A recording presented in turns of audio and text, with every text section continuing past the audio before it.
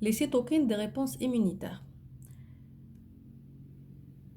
Donc, la sous-population de lymphocytes T CD4, qu'on appelle les lymphocytes T auxiliaires ou helper, constitue donc le pivot et le chef d'orchestre de la réponse immunitaire.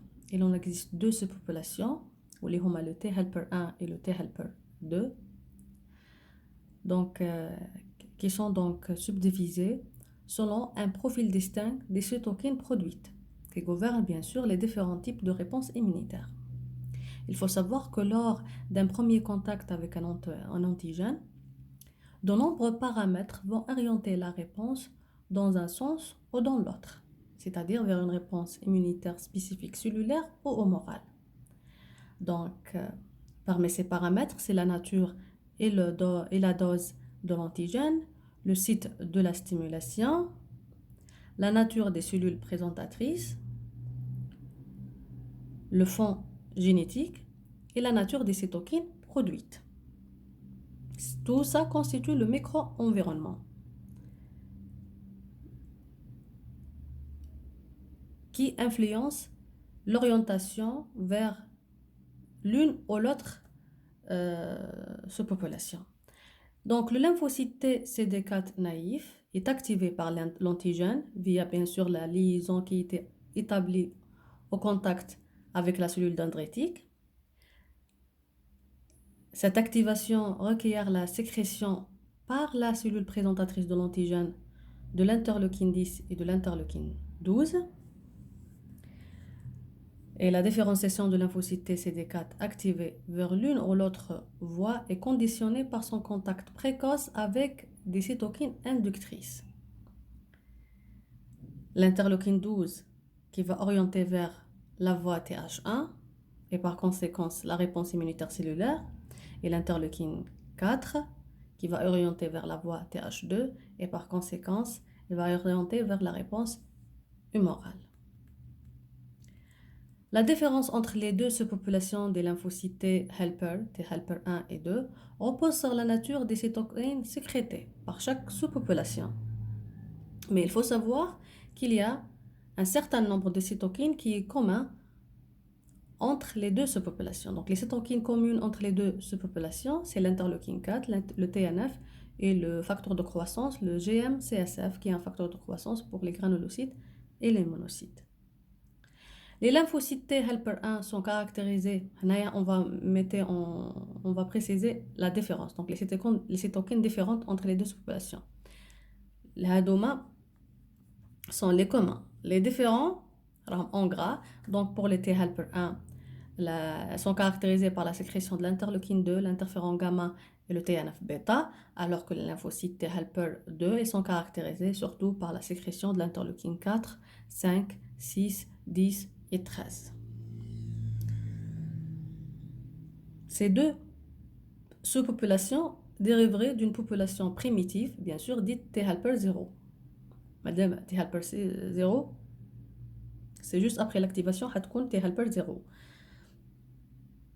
TCD4 est naïf, au début elle va être T helper 0, qui est capable de produire les cytokines les deux sous-populations, c'est-à-dire elle produit l'interleukine 2 et l'interféron gamma comme la TH1 et l'interleukine 4 et 5 comme la TH2. Ça veut dire, c'est pour ça qu'elle est T helper 0. Elle est encore, mazal maïch bien différenciée vers la voie 1 ou la 2. Par la suite, elle va se différencier après la fin de l'activation. Donc, elle va, après l'activation par l'interleukine 12, elle va s'orienter beaucoup plus vers la voie TH1. Et avec beaucoup plus la présence, le milieu est plus riche en interleukine 4 par rapport au 12, elle va s'orienter vers la voie TH2. Donc, tout ça dépend bien sûr de micro-environnement. On a comme la cytokine qui influence, mais toujours garder en tête c'est selon la nature de l'antigène, le site de stimulation, le type de cellule présentatrice. Mais là, on se concentre à le rôle des cytokines. Donc, si le milieu est plus riche en interleukine 12, elle va s'orienter vers la voie TH1. Si elle est plus riche en interleukine 4, elle va s'orienter vers la voie TH2. Il faut savoir aussi que le TH1 favorise donc plutôt la réponse de type immunitaire, donc immunité cellulaire, tandis que les TH2 favorisent plutôt la réponse de type humoral avec synthèse d'anticorps, bien sûr. Cette dichotomie TH1 TH2 n'est pas exclusive chez l'homme. Une réponse immunitaire est dite TH1 lorsque ce sont les lymphocytes T CD4 T helper 1 qui prédominent sur les lymphocytes T helper 2. Et réciproquement, voilà. C'est-à-dire, la réponse immunitaire et TH2, c'est les lymphocytes TH2 qui prédominent les lymphocytes TH1. Il existe une régulation aussi réciproque négative entre les deux sous-populations, TH1 et TH2, qui se fait par l'interféron gamma de la part de TH1 pour inhiber la voie TH2. Donc, le TH1 inhibe la prolifération des cellules TH2. À l'inverse, l'interleukine 4 et 10, qui est sécrété par les lymphocytes TH2, il inhibe donc l'orientation vers la voie TH1. C'est-à-dire, il inhibe la synthèse des cytokines par les cellules TH1 essentiellement par l'intermédiaire de leur action sur les cellules présentatrices de l'antigène. Donc, je répète, qu'il y a une régulation réciproque négative entre les réponses TH1 et TH2. Il faut savoir que l'interféron gamma sécrété par les TH1 est capable d'inhiber la prolifération des cellules TH2. Et à l'inverse, l'interleukine 4 et 10, produites par les lymphocytes TH2, sont capables d'inhiber la synthèse des cytokines par les cellules TH1, essentiellement par l'intermédiaire de leur action sur les cellules présentatrices d'antigènes. Je vais vous montrer ça en image. Donc, on a une cellule présentatrice d'antigènes et une lymphocyte T CD4 naïf. Donc, il va y avoir une activation antigénique d'un lymphocyte T. Donc, il va devenir un lymphocyte T helper 0. Si le milieu donc plus riche en interleukine 12, ce TH0, qui est une lymphocyte T naïf CD4 naïf et qui est devenu après l'activation TH0, dans un milieu riche en interleukine 12, elle va s'orienter vers la voie TH1. Donc, il va se terminer sa différenciation quand T0. Elle va continuer sa différenciation vers la voie TH1. Ça veut dire qu'elle va y avoir un rôle dans l'immunité pro-inflammatoire et les réponses immunitaires cellulaires. Et elle va synthétiser un ensemble de cytokines. L'interleukine 2, l'interféron gamma et le TNF-bêta. Je pense que j'ai une image qui montre les... Voilà. Elle va synthétiser l'interleukine 2, l'interféron gamma et le TNF-alpha.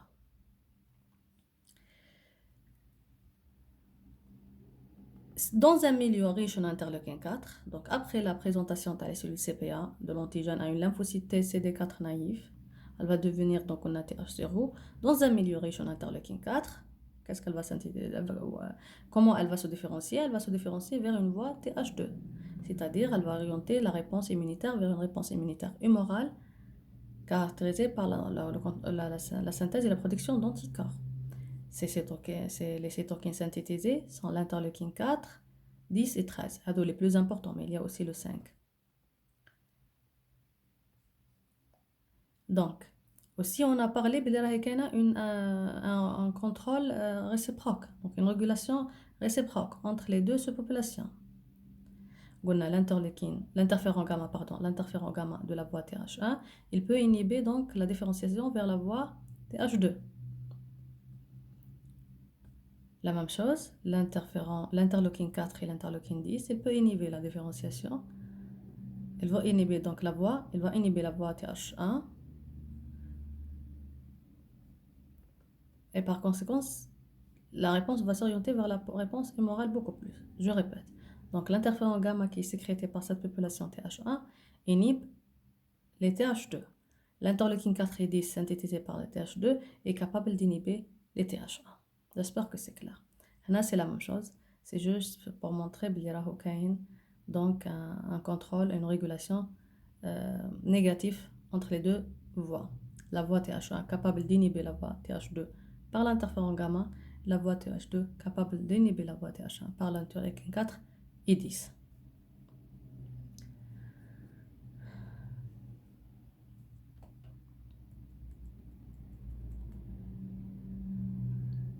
Donc l'interleukine 2, il faut savoir que le lymphocyte T naïf est une cellule quiescente. L'activation par l'antigène le fait rentrer dans le stade de G1 du cycle cellulaire. Cette stade, elle va se traduire donc dans ce stade, elle va se traduire donc par une synthèse, va se caractériser par la synthèse de l'interleukine 2. Aussi accompagnée par la synthèse de la chaîne alpha de récepteur de l'interleukine 2, ou le CD25.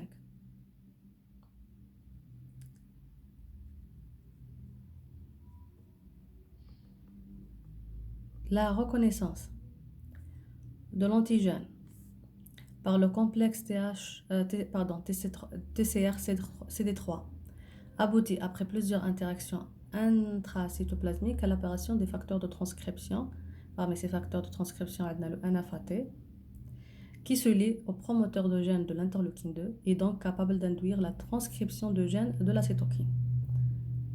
Et par conséquent, on va voir la production de l'interleukine 2. L'interleukine 2 entraîne une progression de lymphocytes T dans le cycle cellulaire. Donc, elle va entraîner la continuité à la maturation et la différenciation des lymphocytes T. Donc, va entraîner donc, la progression de lymphocytes T dans le cycle cellulaire qui se traduit pendant quelques jours par la survenue de quelques mitoses par jour. Ce qui permet à une seule cellule, de donner naissance à des centaines de descendants qui portent tous le même TCR. C'est l'expansion clonale, la prolifération clonale, l'expansion clonale, ou liée à la prolifération. Parce que chaque cellule TCR a son propre TCR. On a un antigène qui est connu par le TCR de cette cellule. Donc il faut une expansion clonale, prolifération de cette cellule. C'est pour constituer une armée contre cet antigène. L'interleukine 2 uniquement produite par les lymphocytes T est une donc elle est uniquement produite par les lymphocytes T. Voilà, ça veut dire qu'il faut savoir elle caractérise les lymphocytes T. Sa synthèse est caractéristique pour les lymphocytes T. C'est une glycoprotéine de 153 acides aminés d'environ 15 kDa. L'interleukine 2 est le principal facteur de croissance autocrine des lymphocytes T et indirectement de la sécrétion de l'interféron gamma. Donc je répète, l'interleukine 2, uniquement produite par les lymphocytes T, est une glycoprotéine et elle est le principal facteur de croissance autocrine des lymphocytes T. Et indirectement de la sécrétion de l'interféron gamma. Voilà. L'interleukine 2 augmente la croissance et l'activité des cellules NK. Voilà, l'interleukine 2 a un effet autocrine sur les lymphocytes T CD4 et un effet aparacrine sur les lymphocytes T CD8. Voilà, donc pour les CD4, elle va entraîner donc la croissance par action autocrine, ou elle va entraîner la croissance aussi dans les lymphocytes T CD8 ou les facteurs majeurs de la réponse immunitaire cellulaire. Donc elle va par action paracrine ou la juxtacrine, elle va activer les lymphocytes T CD8 pour devenir des cellules cytotoxiques CTL.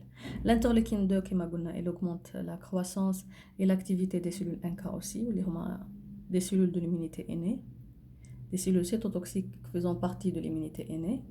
C'est également un facteur de croissance pour les lymphocytes B, mais elle ne provoque pas le switch. Ça veut dire qu'elle a un rôle la prolifération de lymphocytes B, mais elle n'est pas responsable de le switch de classe, le changement de classe, la commutation de classe. Son récepteur, le récepteur, ça veut dire pour l'interleukine 2, est constitué de 3 chaînes polypeptidiques, alpha, bêta et gamma. Le bêta et le gamma, elles sont exprimées à la surface cellulaire des lymphocytes CD4 de façon constitutive. Sur les lymphocytes sur les lymphocytes T naïfs, elles sont exprimées de façon constitutive. Mais la chaîne alpha, le récepteur de l'interleukine 2, où il y a le CD25 qui est un marqueur important de l'activation de lymphocytes T, il n'est exprimé qu'à l'activation. C'est pour cela qu'il constitue un marqueur d'activation c'est un phénotype donc d'activation des lymphocytes T. Il fait partie du phénotype des lymphocytes T actives. Parce que la chaîne est synthétisée qu'après l'activation des lymphocytes T CD4. Donc la chaîne alpha, le CD25, qui est présente seulement sur les lymphocytes ou les lymphocytes T ou les cellules activées, s'associe aux chaînes qui sont les le bêta ou le gamma qui sont déjà exprimés sur les lymphocytes au repos. Voilà, c'est un complexe constitué de 3 chaînes bêta ou gamma exprimées sur les lymphocytes au repos, constitutifs. La chaîne alpha, donc non, elle est exprimée que sur les cellules actives. C'est un marqueur d'activation de lymphocytes.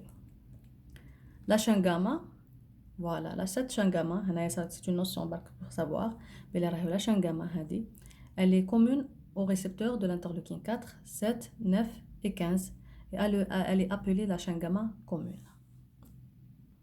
Donc, il faut savoir, comme j'ai déjà dit, que la chaîne gamma, qui fait partie donc le complexe de récepteurs de l'interleukine 2, elle est commune, ça veut dire elle est partagée avec d'autres récepteurs, ou l'interleukine 4, 7, 9 et 15. C'est pour cela qu'elle est appelée, comme on a dit, gamma commune. Il y a une belle image qui montre. C'est pas celle-là, pardon. C'est celle-là. Donc, c'est la chaîne gamma commune. Les deux premières chaînes donc, diffèrent selon la chaîne gamma commune de l'interleukine 2. L'image, c'est un récepteur de l'interleukine 2. Qui est maintenant récepteur de l'interleukine 2. Donc, nous allons comme ça voir le récepteur de l'interleukine 2. C'est l'état de repos. Ils sont exprimés la chaîne bêta ou le gamma. Et à l'activation, il va y avoir l'expression de la chaîne alpha qui va donner un récepteur de haute affinité pour l'interleukine 2. Mais la chaîne gamma, cette chaîne gamma, elle est commune pour d'autres récepteurs ou pour d'autres récepteurs d'autres cytokines ou l'interleukine 4, 7, 9, 15 en plus de l'interleukine 2. Voilà.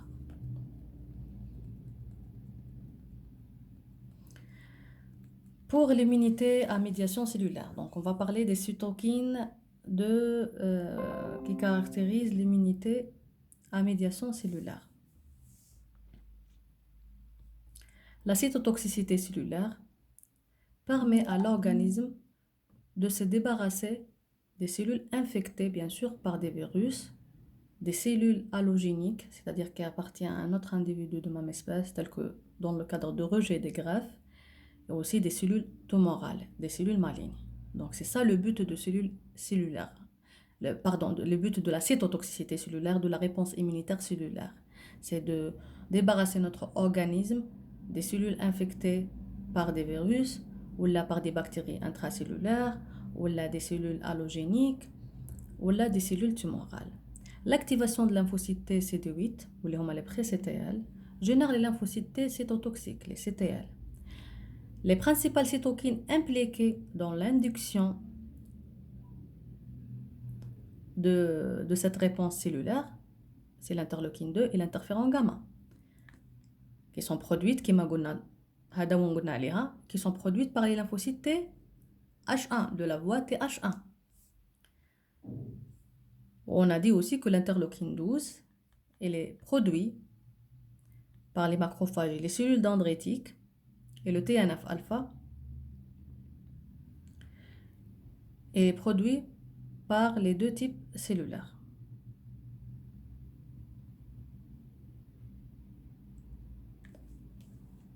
Donc, les cytokines qui entraînent l'induction de cette voie, de cette immunité cellulaire, on a l'interleukine 2 et l'interféron gamma qui sont synthétisés par le TH1, l'interleukine 12 qui est produit par les macrophages ou la cellule dendritique, le TNF-alpha, il est synthétisé par les TH1 et il est synthétisé par les macrophages. À la BA qui est produit par les deux types cellulaires. Donc, les principales cytokines impliquées dans l'induction de la réponse immunitaire cellulaire, l'interleukine 2, interféron gamma, interleukine 12 par les macrophages, TNF-alpha par les TH1 et les macrophages, ou là, les cellules dendritiques. Les CTL, à leur tour, produisent des cytokines. On a l'interféron alpha, et gamma, le TNF-alpha et bêta, qui participent directement ou indirectement aux actions antivirales et antitumorales. هادو les cytokines عندهم interféron gamma. On a TNF, c'est tumor necrosis factor. D'accord? C'est tumor necrosis factor. Le facteur de nécrose tumorale. On a interféron.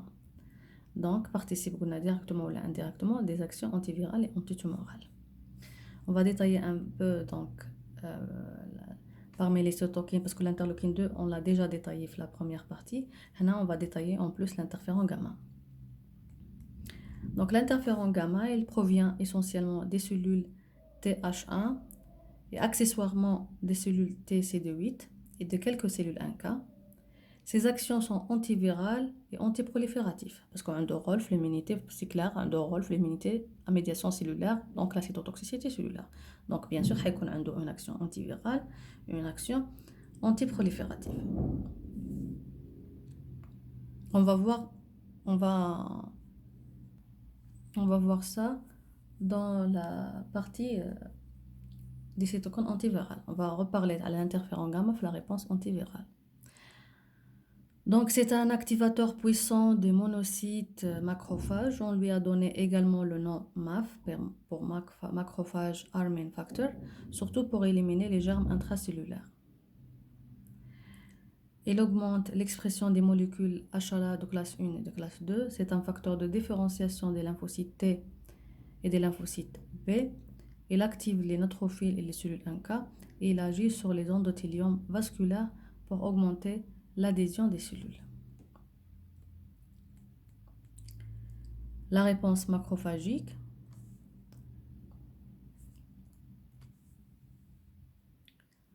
Le macrophage a pour cible des pathogènes intracellulaires et nécessite l'aide de lymphocytes T CD4 T helper 1. Il est atterré au site de l'inflammation par des chimiokines et activé par différents cytokines. Il est activé par l'interféron gamma principalement, mais aussi par le GM-CSF et le TNF. Les principaux facteurs de régulation négatifs, c'est-à-dire qui inhibent, les premiers, ce sont qui activent les macrophages. Les facteurs qu'on va citer maintenant, on a les facteurs qui inhibent, les cytokines qui inhibent les macrophages, on a l'interleukine 4, l'interleukine 10, qui sont produites par les lymphocytes T, CD4, T helper 2. Donc, les cytokines activateurs pour les macrophages ou les cytokines inhibiteurs pour les macrophages.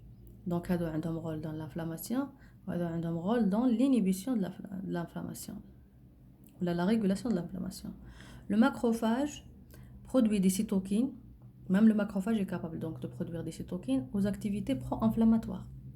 On va détailler ça dans la partie des cytokines pro-inflammatoires, où il y a l'interleukine 1, l'interleukine 6 et le TNF, Tumor Necrosis Factor, qui sont capables de rétrocontrôle positif sur les lymphocytes TH1 et sur le macrophage lui-même. Hanaya, il a montré quelles sont les cytokines qui peuvent entraîner un rétrocontrôle positif sur les lymphocytes. L'interleukine 1, 12 ou TNF. Ils vont activer, ça veut dire le TH1. Et le macrophage sur lui-même, ça veut dire des cytokines qui agissent de façon endocrine sur le macrophage, c'est le GM-CSF, parce qu'il synthétise aussi le GM-CSF et le TNF. Ou sur les hématopoïèses. Il active aussi les hématopoïèses, parce que même les hématopoïèses, à partir des cellules souches, nécessitent des cytokines. Donc on va parler un peu de l'interleukine 1. Issu de macrophages activés, c'est un stimulateur puissant des phases précoces d'activation de lymphocytes T. Elle facilite la prolifération des lymphocytes T CD4+, et même des lymphocytes B. Elle stimule une variété de cellules qui fonctionnent dans les réponses immunitaires et inflammatoires. C'est un puissant inducteur de la sécrétion d'interleukine 6. À forte dose, c'est-à-dire la sécrétion de l'interleukine 1 ou l'action de l'interleukine 1 à forte dose, ils sont responsables de la fièvre, de l'augmentation des protéines de la phase aiguë de l'inflammation telles que la CRP, la protéine C réactive, et de la cachexie. Elle a un inhibiteur naturel de formule voisine de la cytokine elle-même, il s'agit de l'interleukine 1 RA. C'est l'antagoniste de récepteur. C'est l'interleukine 1 R, un récepteur antagoniste, qui agit par un mécanisme d'inhibition compétitive, c'est-à-dire l'interleukine 1 RA va se fixer au récepteur et par conséquent l'interleukine 1 elle va trouver donc le récepteur inhibé, le récepteur occupé, donc elles ne peuvent pas se lier à son récepteur et il ne peut pas par conséquent déclencher la signalisation.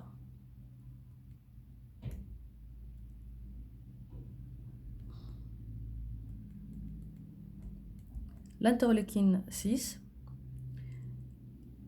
donc c'est le prototype des cytokines multifonctionnelles. C'est un facteur de différenciation terminale et de maturation de lymphocytes B.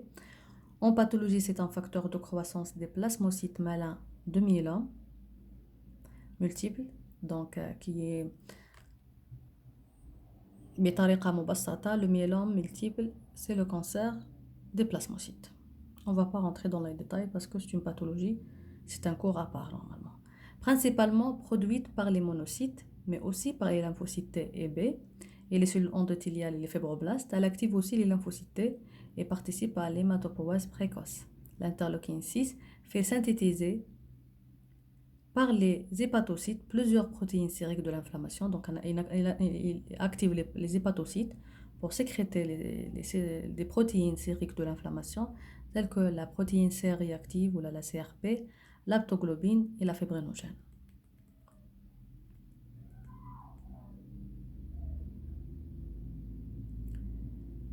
Pour l'immunité à médiation humorale, donc les cytokines, cette immunité est supportée par les cytokines de type Th2, ou les HOMA, l'interleukine 4 et 10.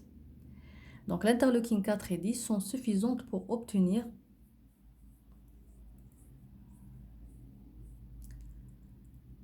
l'activation de lymphocytes B matures naïfs. Donc l'interleukine 4 et 10 sont suffisantes pour obtenir l'activation du lymphocyte B mature naïf. L'interleukine 6, surtout produite par les macrophages, est essentiellement un facteur de prolifération des plasmocytes. Donc je répète, l'immunité à médiation humorale, elle est supportée par les cytokines de Th2, donc essentiellement l'interleukine 4 et 10, qui sont donc capables d'activer les lymphocytes B matures naïfs. L'interleukine 6, qui est produite par les macrophages, a aussi un rôle important où donc il constitue un facteur de prolifération plasmocytaire. Dans les centres germinatifs, c'est le type de cytokine produite qui oriente la commutation. Donc dans les centres germinatifs, c'est le type de cytokine produite dans ce micro-environnement de ce centre germinatif qui oriente la commutation vers telle ou telle classe. Donc, si dans ce centre germinatif, dans ce micro-environnement, donc il est riche en interleukine 4 et 13, on va avoir donc l'orientation et la commutation et le switch de classe, mais l'EGM vers l'EGE et l'EGG4. Si elle est riche en TGF-bêta et interleukine 10, elle va s'orienter, donc la commutation de classe, elle va s'orienter vers la classe EGA. Si le milieu est riche en interleukine 10, en absence de TGF-bêta, elle va s'orienter vers l'EGG1 et l'EGG3. Donc on va développer les cytokines donc majeures de cette immunité à médiation humorale ou l'interleukine 4 et 10. Donc l'interleukine 4, c'est la cytokine donc de l'hypersensibilité immédiate de type 1. Alors, parce qu'elle provoque le switch vers la classe EGE. Elle est produite par les lymphocytes T CD4+ et les mastocytes activés. Elle constitue un facteur de croissance et de différenciation des lymphocytes B. C'est un facteur de croissance autocrine pour les lymphocytes T helper 2. C'est un facteur de croissance pour les mastocytes et pour leur activation. Bien sûr, en synergie avec l'interleukine 3. On a parlé de la synergie Et donc, ça veut dire quoi la synergie? Elle active les macrophages, mais moins efficacement que l'interféron gamma, bien sûr. Donc, l'interleukine 10, c'est une cytokine produite par les subpopulations de lymphocytes T régulateurs, les lymphocytes Th2, mais aussi par les monocytes et les lymphocytes B. Donc, comme vous voyez, une même cytokine peut être synthétisée par plusieurs cellules, capable d'inhiber spécifiquement la synthèse d'interféron gamma, capable donc d'inhiber spécifiquement la synthèse d'interféron gamma, يعني تاع la voie TH1 et des cytokines pro-inflammatoires. قلنا كان هذاك le contrôle بين la voie TH1, la régulation بين la voie TH1 et TH2. Inhibe la fonction des cellules présentatrices d'antigènes en diminuant l'expression des molécules HLA. Donc, elle a une action inhibitrice. Sur la lignée B, elle induit la différenciation terminale en plasmocytes et un taux de synthèse d'immunoglobuline élevé. On va parler maintenant des cytokines antivirales. Donc, elles comprennent les interférons de type 1, interférons alpha et bêta, aussi l'interféron gamma et l'interleukine 16. On va entamer donc les interférons de type. Donc, ça veut dire la famille des interférons de type 1.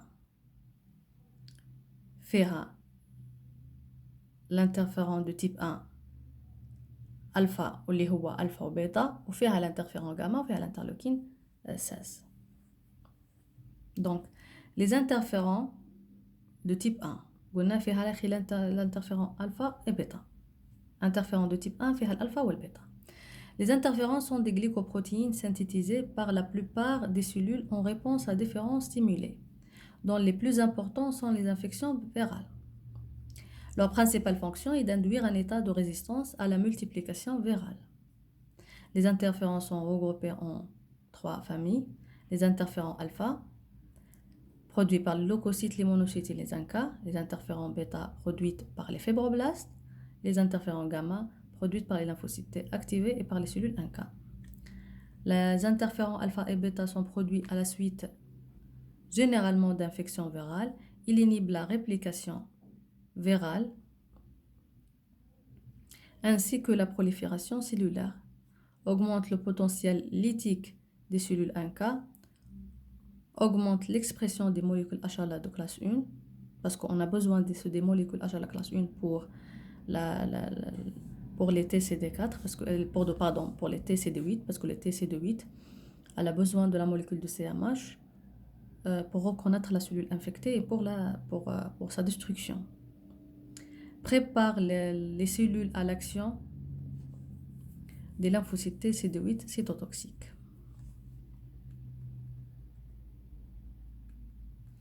Maintenant, on va parler des chimiokines.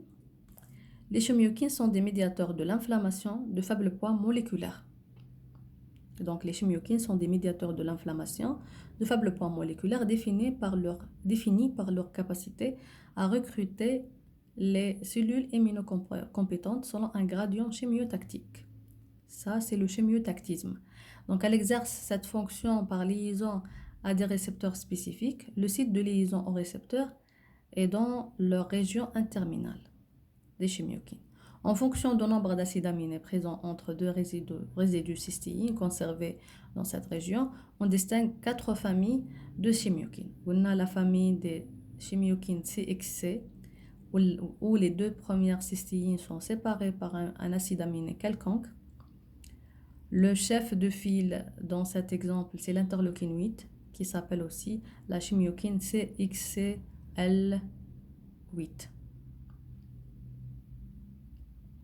Donc, comme vous voyez, c'est la famille CXC.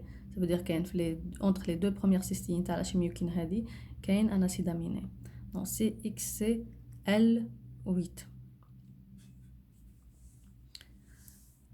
Produite principalement par les monocytes macrophages, c'est un puissant attractant des polynucléaires neutrophiles.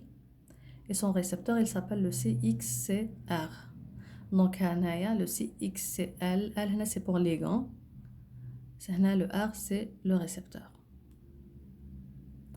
La famille des CC chimiokines, les deux premières cystéines sont adjacents, exercent leur pouvoir attractif sur de nombreuses cellules. Un exemple, maintenant le CCL2. On n'a pas voulu donc rentrer dans les détails parce que la famille des chimiokines est très importante. Si on va la détailler, on ne va pas arrêter. Donc gardez les notions que vous devez garder pour le moment concernant la chimiokine. Donc on a exemple les CCL2 et le récepteur c'est CCR. La famille XC, donc la première cystine est remplacée par un acide aminé quelconque. Exemple, on a les lymphotactines XCL1 ou XCL2. Comme récepteur, on a le XCR. Même les récepteurs, normalement, il y a des chiffres 1, 2, 3, 4.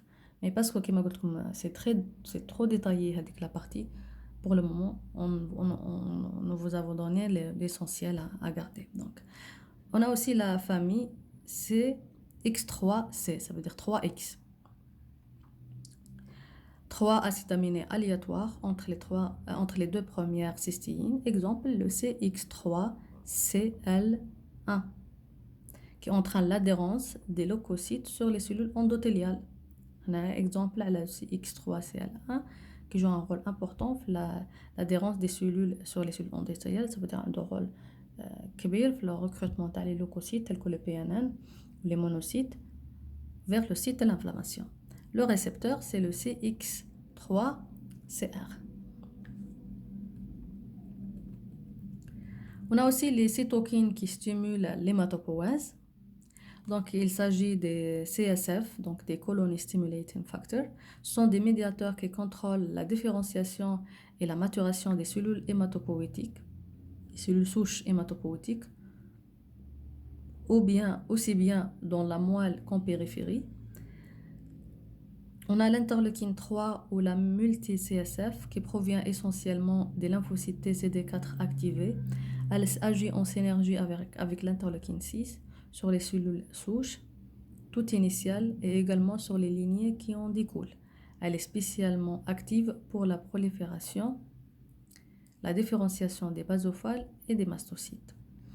Le GM-CSF ou la granulocyte monocyte colony stimulating factor, c'est le facteur de stimulation de la lignée granulocytaire et monocytaire qui provient des lymphocytes T activés, des macrophages activés, des cellules endothéliales, des fibroblastes et de stroma de la moelle. On a le monocyte colony stimulating factor, c'est un facteur de croissance pour les monocytes macrophages. On a le granulocyte colony stimulating factor ou le GCSF, le facteur de croissance de la lignée granulocytaire. On a l'interleukine 7 qui agit sur les progéniteurs B et c'est également un facteur de croissance des thymocytes et des lymphocytes matures CD4 et CD8.